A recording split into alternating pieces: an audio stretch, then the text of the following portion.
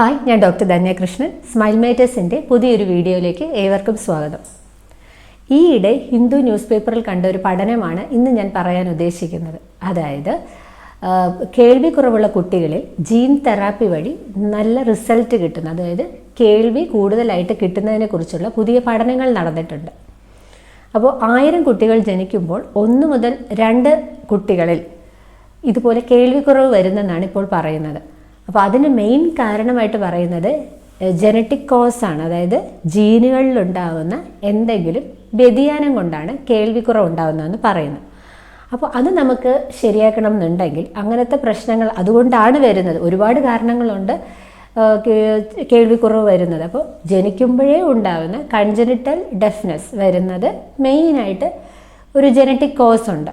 അതായത് ജീനിൻ്റെ ആ ഒരു സീക്വൻസിൽ വരുന്ന വ്യതിയാനം കൊണ്ടുണ്ടാകുന്ന കോസ് ആണെങ്കിൽ നമുക്ക് എന്ത് ചെയ്യാം, ഈ ജീൻ തെറാപ്പി എന്ന് പറയുമ്പോൾ ഈ ക്രമം തെറ്റി വരുന്ന അല്ലെങ്കിൽ ഒറിജിനലി വരേണ്ട ഒരു സീക്വൻസിൽ വരേണ്ട ആ ജീൻ മാറി വരികയാണെങ്കിൽ അതിനെ നമ്മൾ ഹെൽത്തി ജീൻ, അതായത് നോർമലി ഒരു മനുഷ്യരിൽ കാണേണ്ട ജീൻ ആ കുട്ടിയിലേക്ക് കടത്തുകയാണെങ്കിൽ അതിന് ഹിയറിംഗ് അതായത് ഹിയറിംഗ് ഇംപ്രൂവ്മെൻറ്റ്, കേൾവി ഉണ്ടാകുന്നതെന്നാണ് പഠനങ്ങൾ പറയുന്നത്. മെയിനായിട്ട് OTOF എന്ന് പറയുന്നൊരു ജീൻ കൊണ്ടാണ് ഇങ്ങനെ ഒരു ഹിയറിംഗ് ലോസ് വരുന്നതെന്നാണ് പറയുന്നത്, അതായത് കേൾവിക്കുറവ് വരുന്നത്.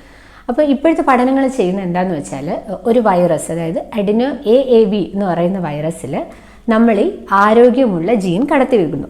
എന്നിട്ട് ഈ വൈറസിനെ കേൾവിക്കുറവുള്ള കുട്ടികളിൽ നമ്മൾ ഇഞ്ചെക്റ്റ് ചെയ്യുന്നു. അപ്പോൾ ആദ്യം ചെയ്തത് അവർ ഒരു ചെവിയിലാണ് പഠനം നടത്തിയത്. അപ്പോൾ അതിന് നല്ല ഇമ്പ്രൂവ്മെൻറ്റ് വന്നു. അതായത് അവർക്ക് കേൾവി കിട്ടിയപ്പോൾ അവരെന്ത് ചെയ്തു, രണ്ടാമത്തെ ആ ചെവിയിലും അതുപോലെ ഇതേ ട്രീറ്റ്മെൻറ്റ് ചെയ്യുകയും അപ്പോൾ രണ്ടിടത്തും അവർക്ക് കേൾവി ശക്തി തിരിച്ചു കിട്ടുന്നതായിട്ടാണ് ഇപ്പോൾ പഠനം പറയുന്നത്. അങ്ങനെ ഒരു 5 കുട്ടികളിൽ അവർ ഈ പരീക്ഷണം ചെയ്തു.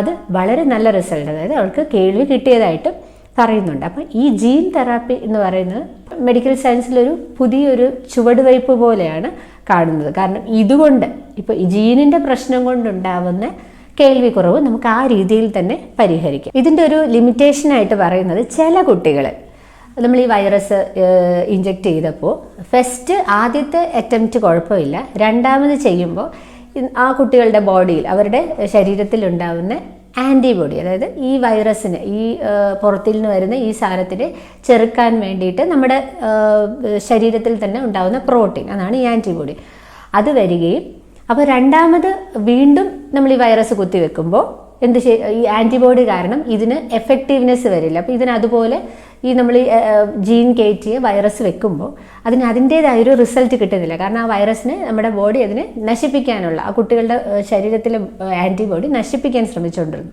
അപ്പോൾ അങ്ങനെ കുറച്ച് കേസിൽ ഇതുപോലെ വിചാരിച്ച റിസൾട്ട് കിട്ടിയിട്ടില്ല.